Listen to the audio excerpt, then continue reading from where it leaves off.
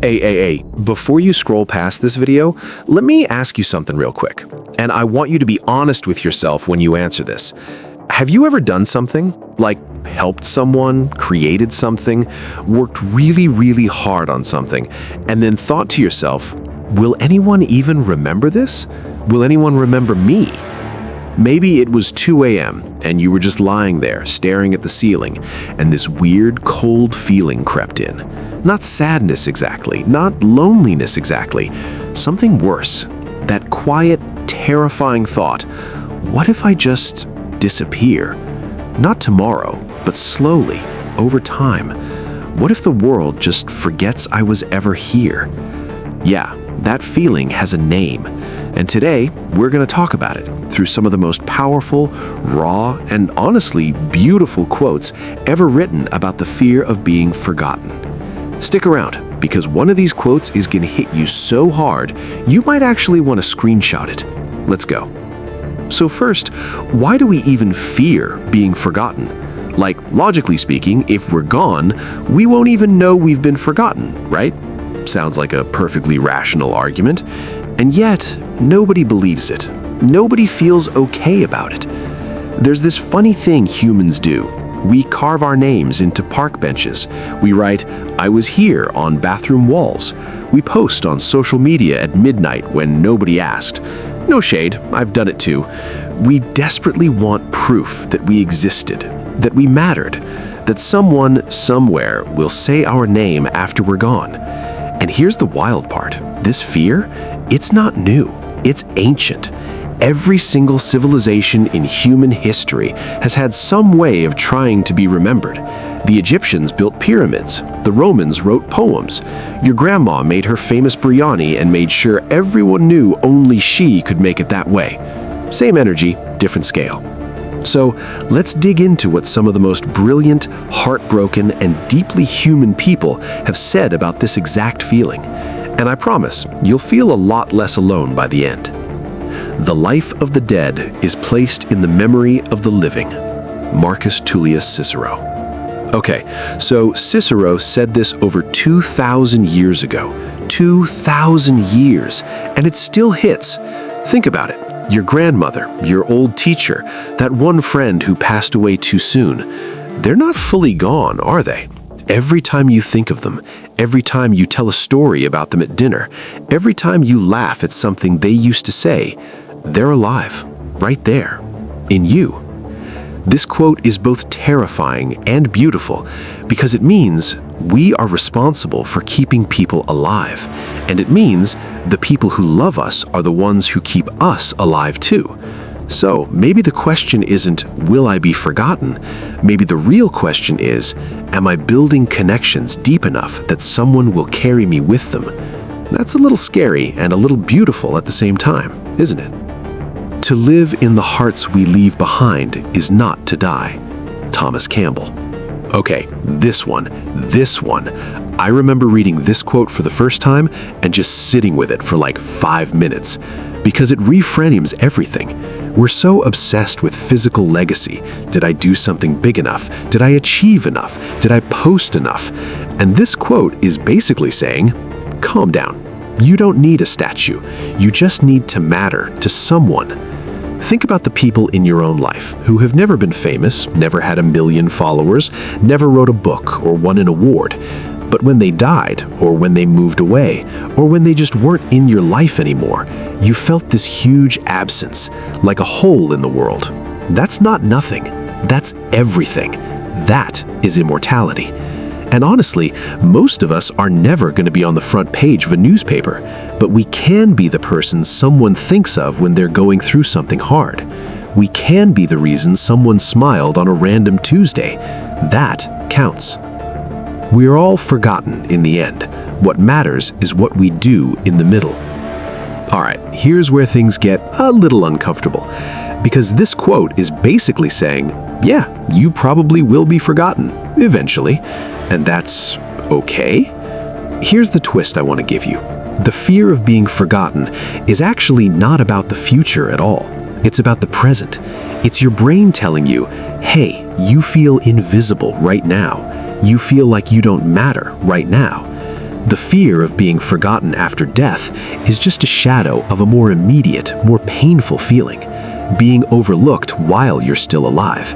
And that is what we actually need to talk about, not the philosophical afterlife stuff, the right now stuff, the I sent that message and got left unread stuff, the I worked so hard on this project and nobody noticed stuff, the I feel like I'm disappearing in my own life stuff. Sound familiar? Yeah, I thought so. The oldest human longing is to be known, attributed to various writers. Not famous, not rich, not successful, just known, seen, understood. Someone to look at you and say, I get you, I see you, you make sense to me. That's it. That's the whole thing. Everything we do, the social media posts, the overworking, the desperate need to leave a legacy, it all comes back to this one primal hunger. I want to be known. And here's the wild part. It's not just about being known by someone, it's about being seen right now. And this is where things get a little uncomfortable, because sometimes we're so busy trying to be remembered by strangers that we forget to be present for the people right in front of us, the ones who actually know us. We're performing for an audience of thousands while ignoring an audience of one. And that one person? They just want 5 minutes of your real, undistracted, genuine attention. And honestly, maybe if you felt truly known today, the fear of being forgotten tomorrow wouldn't be so loud. Perhaps I am no one. True, but I spend a lot of time talking to myself. Anne Sexton. Okay, I love this one because it's a little chaotic and a little brilliant.